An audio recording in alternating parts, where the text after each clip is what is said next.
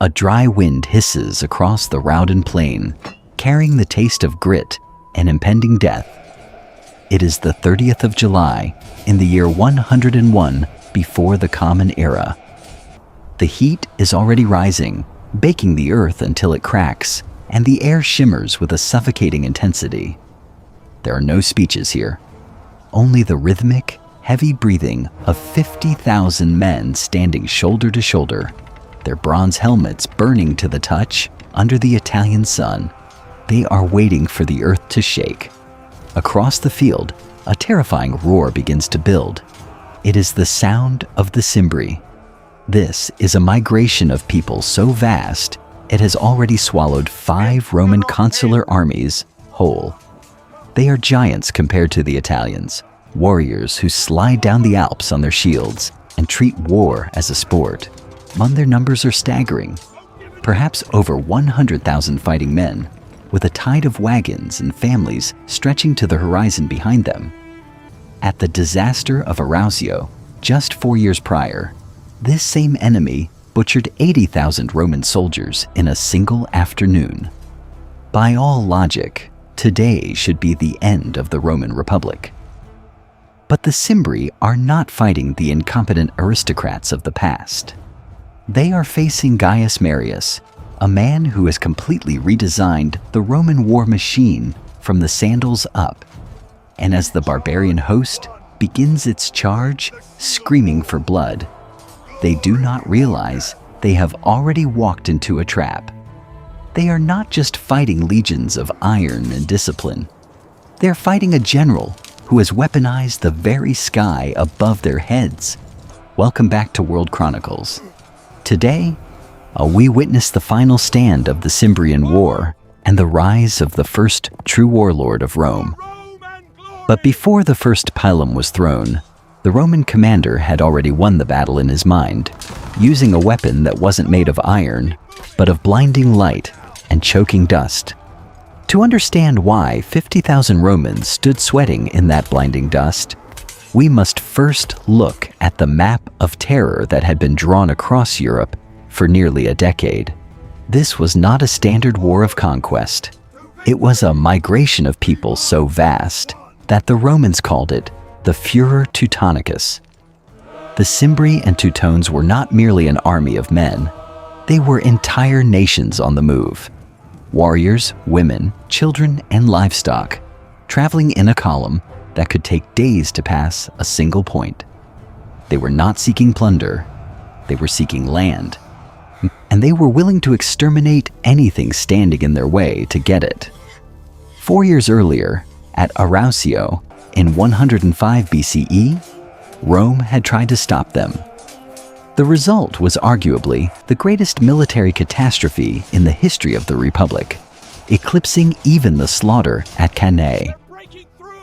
Because of the incompetence and arrogance of 2 quarreling commanders, the Roman army was encircled and annihilated against the banks of the Rhone River. Historians estimate that 80,000 legionaries and 40,000 camp followers were butchered in a single afternoon. The scale of the loss was so total that for weeks, the river choked on the dead, and the news brought a silence to the form more terrifying than any scream. This was the Terror Cimbricus. The road to the capital lay open. In the streets of Rome, the smell of fear was palpable. Temples were crowded with weeping citizens, and the Senate, usually the bastion of Stoic resolve, was on the verge of collapse. They knew that if the Cimbri turned south immediately, Rome would cease to exist. Desperation forced the aristocracy to break their own most sacred laws.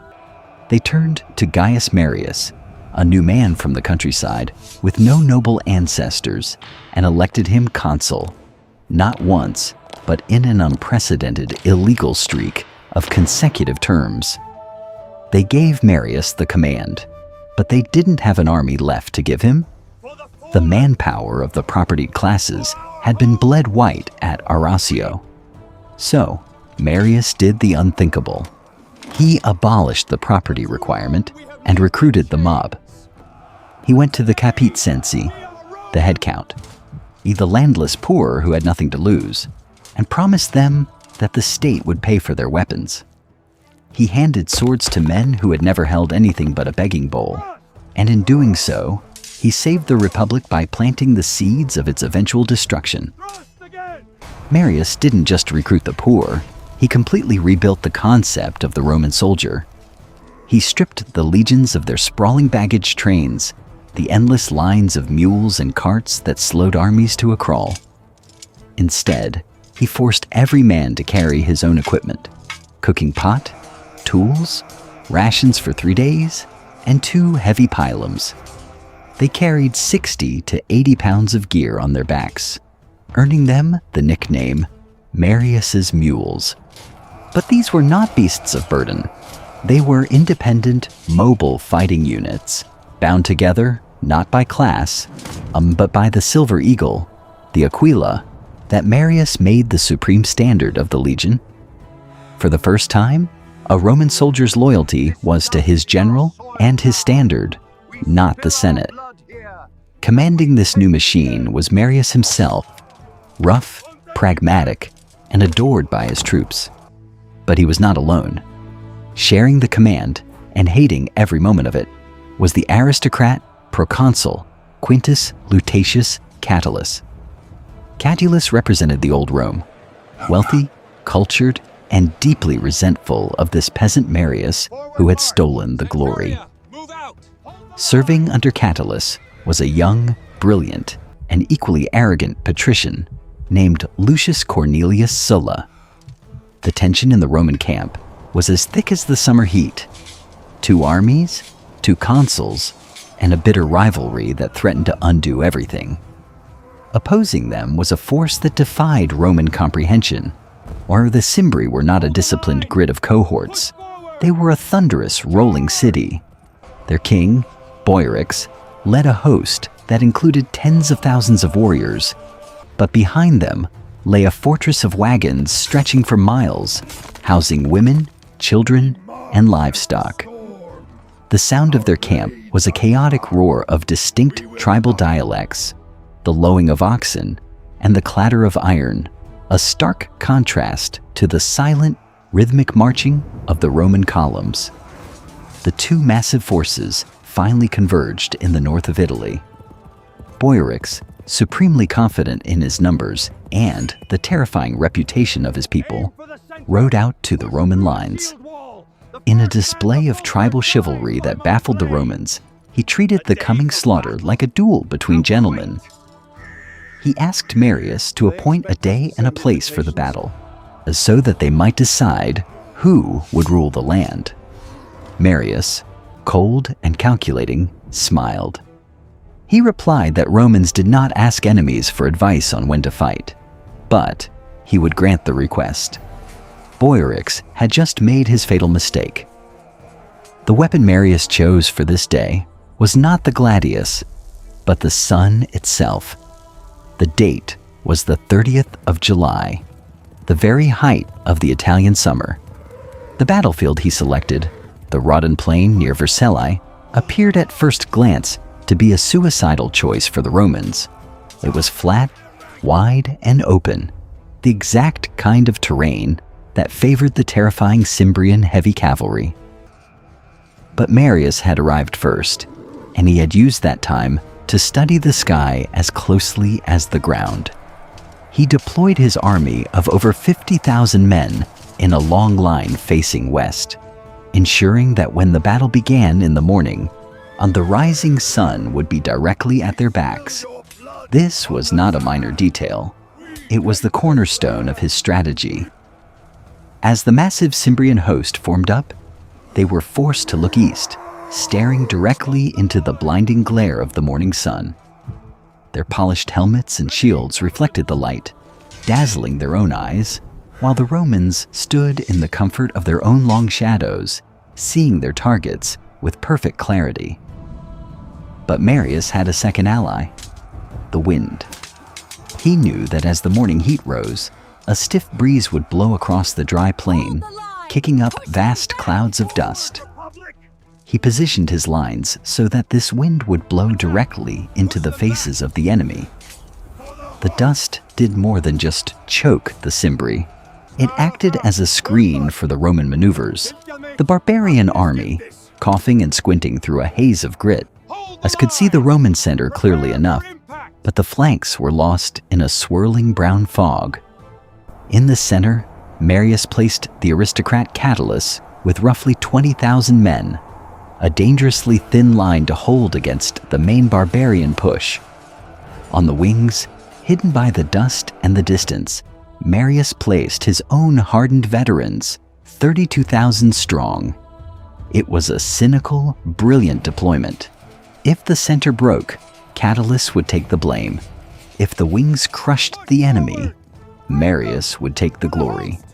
The Cimbri deployed their cavalry, a magnificent force of 15,000 horsemen, hoping to break the Roman line early. But as they charged, they realized the sun wasn't just bright, it was blinding. The Cimbrian army advanced not as a howling mob, but in a frighteningly disciplined square formation, with each side measuring over 3 miles long.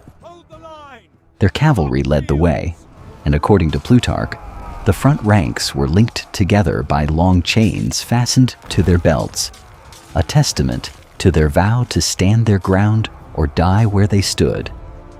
They moved like a single massive organism, the ground trembling under the weight of tens of thousands of men and horses.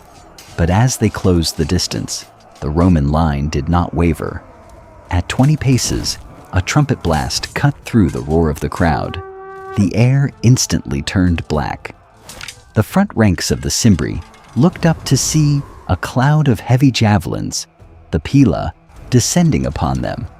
This was the moment Marius's engineering genius revealed itself. He had replaced one of the iron rivets in the pilum's shank with a wooden peg. Upon impact, the wooden peg snapped, causing the long iron neck to bend. The javelins didn't just pierce shields, they dragged them down, rendering them useless dead weight. In seconds, thousands of Cimbri warriors were forced to discard their only protection, leaving them exposed to the stabbing gladius of the legionaries. The collision was deafening. The Cimbrian infantry smashed into Catulus's center with the force of a landslide. For a moment, the Roman line buckled. The sheer weight of the barbarian push drove Catulus's men back, step by bloody step. To the Cimbri commanders, squinting through the dust and the glare, it looked like victory. They poured more men into the center, sensing a rout. But this was exactly what Marius had counted on. While the center absorbed the blow, the Roman wings under Marius were moving through the blinding dust storm on the periphery. The wind, howling into the faces of the enemy, hid the movement of 32,000 veterans. The Cimbri were so focused on crushing the center that they lost track of the edges of the battlefield. Through the haze of dust on their flanks, a new shape emerged. Not a disorganized mob, but the eagle standards of Marius. The trap snapped shut with mechanical precision. From the swirling dust on both wings, Marius's legions crashed into the exposed flanks of the Cimbrian host. What followed was not a battle, but a compression. The vast barbarian army, numbering in the tens of thousands, was suddenly squeezed from 3 sides. The front ranks, pinned by Catulus, could not move forward. The flanks, hammered by Marius, were driven inward. The great mass of warriors began to buckle. He pushed tighter and tighter until men could scarcely lift their sword arms without striking their own kin.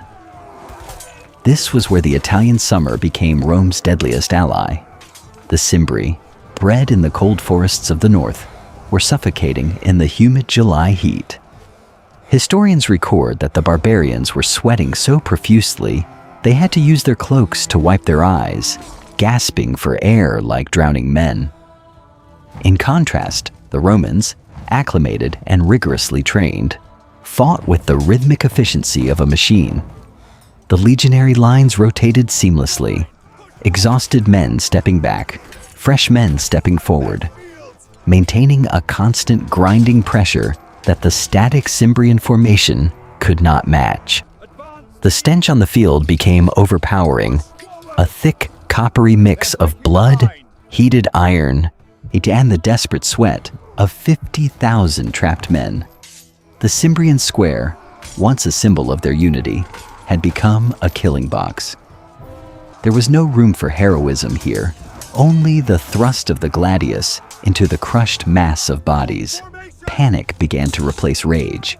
The chains that linked their front ranks, meant to ensure they stood together, now ensured they died together, dragging entire lines down into the bloody mud. Broken and blinded, the warriors turned to flee back to their camp. But what waited for them there was not safety. It was the final, most tragic act of the war. The slaughter did not end on the open plain.